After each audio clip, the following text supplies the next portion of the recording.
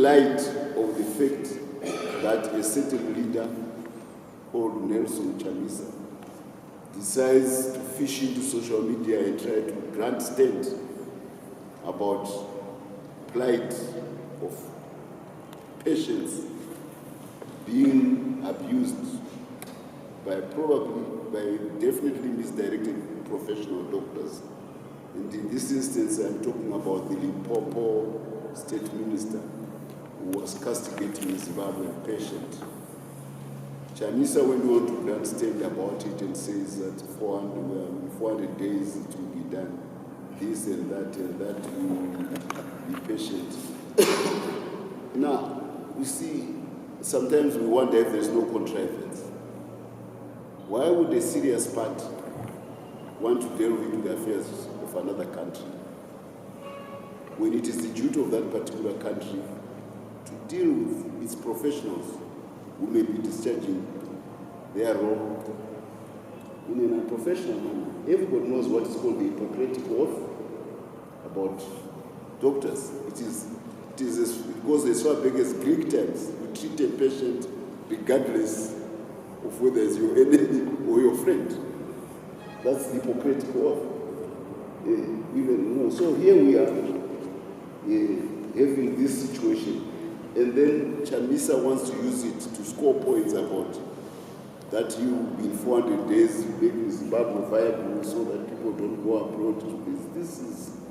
This is tendentious and it is irresponsible. I want to emphasize that we regard South Africa as a sister republic. We regard the ANC as a brother republic. We deal with our issues of state. These are matters of state in formal channels between the two governments. And you will be happy to know that there is no difference of opinion between the two governments on this particular issue. We don't want to go any further because we interact at confidential level with the South African government, and we see things eye to eye. I repeat, the ANC is the sister party, and South Africa is a brother republic to us. We go a long way. We are together today. We will be together for a long time, notwithstanding the grandstanding of the likes of Chamisa. So sometimes we wonder if it was not contrived so that he gets a platform. It has been a tendency of late where they create fiction, plant it in the newspapers, like trying to say the South African foreign minister said this when they are quoting a historical paper from 2019. They want to use it as if the South African foreign minister is criticizing Zimbabwe when she is not. They are taking something from the archives, distorting it and putting it in the newspapers, then commenting upon it. So you create fiction, then out of that fiction you comment on it. That's not the way a decent opposition party should behave. And when things concern other states, it's always proper to observe diplomatic etiquette. States deal with each other through their foreign ministers, through the foreign ministry. They don't deal with each other through errant opposition politicians wanting to teach South Africans how they should behave. We don't subscribe to that, and we condemn Chamisa very much. And we also tell the Zimbabwean diaspora that all issues which affect them in South Africa, they are best dealt with at government-to-government level, because that's where results come from.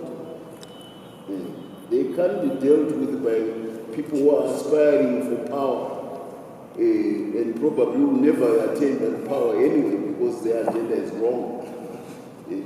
Then they want to say that we want to address your problems. No. You want your problems addressed by the people with the capacity to do it. And I can assure you that the government of Zimbabwe and the government of South Africa have the capacity to address those issues. I can also assure you that the sister parties of ANC and Zanu PF have the capacity and the will to address those issues. And I want to add, there is this fallacy that the economic downturn of Zimbabwe is forever. No, not at all. This economy is on the upswing. We are beginning to see the fruits of Zimbabwe's open for business in dramatic ways. I don't know, I still owe you a trip to Manise for the steel plant. You'll be amazed that 40% of the work is done on Africa's giant steel plant, the largest on the African continent. And we are on course that by sometime this year, next year, Zimbabwe will be producing steel on a scale which Africa has never done, and on a quality which Africa has never done, because we attracted the best possible candidate, the number one into that field, who is a global player of global note. But not far from Harare, go to Acadia, Lithium Gold. You'll be amazed at the amount of investment which is going on there. The place has changed. This is Goromonzi there. This is big. These are the best companies in the lithium industry for the world, the top ones, who are playing their trade in Zimbabwe.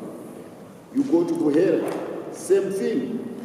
Another giant lithium company is busy there. People have been relocated, and a giant mine is being built, and it will start production probably by January next year.